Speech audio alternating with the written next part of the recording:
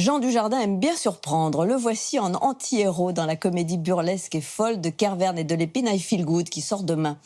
Dans le film, il est un loser qui cherche les idées les plus farfelues pour gagner de l'argent, des idées qu'il teste auprès de sa sœur, Yolande Moreau, qui, elle, dirige une communauté Emmaüs, une vraie. Le choc entre deux mondes, à la fois drôle et touchant, avec en conclusion un message social sur l'économie solidaire et l'entraide.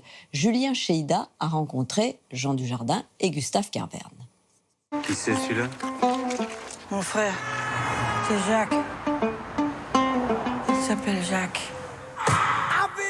Jean Dujardin n'hésite pas à donner de sa personne. Pour incarner Jacques Porrat, un quadragénaire un peu raté, il a pris quelques kilos et adopté un look bien ringard. Un rôle à contre-emploi, mais n'allez pas dire qu'il a cherché à casser son image. Mais parce que j'en ai pas, parce que je veux pas en avoir, parce que je pense qu'on me l'a attribué, enfin les gens vous donnent l'image qu'ils veulent, enfin je sais pas, est-ce qu'elle est due à un succès? Il y a un moment, il y a un film qui est plus important, donc ça vous gèle quelque part. On a voulu à un moment le faire avec The Artist, avec un EPAP, et tu ne ferais que les bellâtres à moustache. Non, j'ai pas envie d'être... j'ai pas envie qu'on m'enferme, j'ai pas envie qu'on pense à ma place. J'avais lu un article comme quoi des tas de milliardaires avaient commencé dans leur garage. Je voulais inventer un truc simple mais qui me rendrait riche, comme le Rubik's Cube. I Feel Good, c'est l'opposition entre deux mondes. Celui de l'argent pour Jacques et celui de la solidarité pour sa sœur, incarnée par Yolande Moreau. Un film dans la veine des précédents longs métrages du duo Kervern de Lépine. Oui, c'est un film politique. Justement, les parents de Jean et de Yolande dans le film étaient communistes. Et lui, par contre, c'est le fils qui est plutôt dans le style macroniste, capitaliste. Toi, papa et maman, vous avez jamais cru au capitalisme. Jamais. Merde. Pas Karl Marx qui va t'aider à avoir un jacuzzi ou une pergola. Qui est obsédé par les marques, qui a envie de réussir, la richesse, la beauté, enfin... tout ce qui fait le sel du capitalisme. Et voilà, et un bon film, c'est de l'antagonisme. Donc quand il va se retrouver dans cette communauté Emmaüs, dirigée par sa sœur, donc Yolande Moreau, il va y avoir effectivement les deux philosophies de vie qui vont s'affronter. Et ça fait toujours des bons films. Des personnages un peu grotesques, Jean Dujardin en a joué plusieurs dans sa carrière.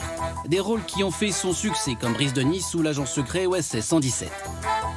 Pour incarner Jacques, il s'est inspiré du cinéma italien des années 60. Il y a des personnages comme Gassman qui sont évidemment très inspirants, par leur mouvement, par leur capacité, par leur changement de rythme, par la surprise et par l'amusement, mais vraiment vraiment au sens ludique du terme. Senti Roberto, che ne dici? Ci fermiamo a Calafuria, ti faccio mangiare una zuppa di pesce da rimpazzire.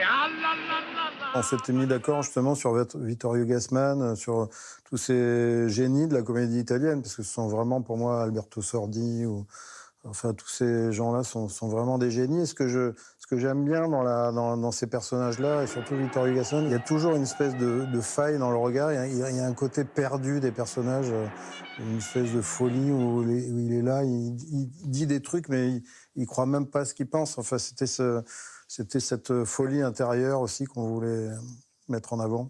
Comme vous, j'ai foi en notre système libéral et je sais que mon jour viendra. En attendant ce jour béni, je vous demanderai de m'aider. Je sais que vous êtes très pressé, que vous voulez rentrer chez vous après une dure journée de labeur et c'est tout à fait normal. Et croyez-moi, je n'ai pas envie de tirer bêtement sur ce signal d'alarme. Pour sa première incursion dans l'univers de Groland, Jean Dujardin parvient à donner un aspect humain et crédible à son personnage, quitte à en exagérer le trait. Il y a toujours une idée dans chaque scène. Donc si elle demande beaucoup d'emphase, beaucoup de mouvement... j'y vais. Et dans ce cas-là, il n'y a pas de limite. Et si elle demande, pour le coup, être un peu en dessous, en chat maigre, à essayer d'aller retirer des petites choses, je vais en faire moins, beaucoup moins. Nous, on ne fait pas... tu sais, quand tu fais un film, normalement, tu décris les personnages, il est comme ci, comme ça. Normalement, tout le monde te dit il faut savoir quel est son passé. Et nous, on ne fait jamais ça, donc, parce qu'en fait, c'est juste par... on n'a pas envie de le faire, c'est tout.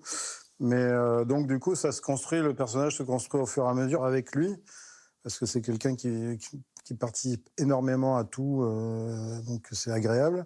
Et c'est comme ça qu'on fait les films, nous, au fur et à mesure. Pour un futur collègue, votre argent s'est bien utilisé, ne vous inquiétez pas, mieux que vos impôts. Non, pardon.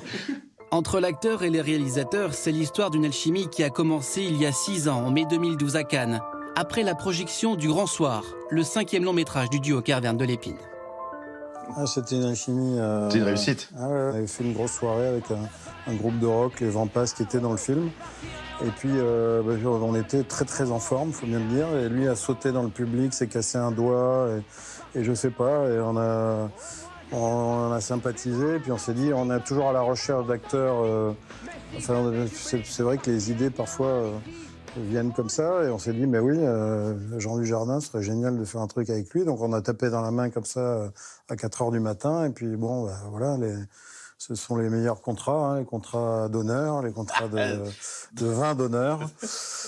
C'est quoi ta grande et belle idée? C'est de rendre les petites gens beaux.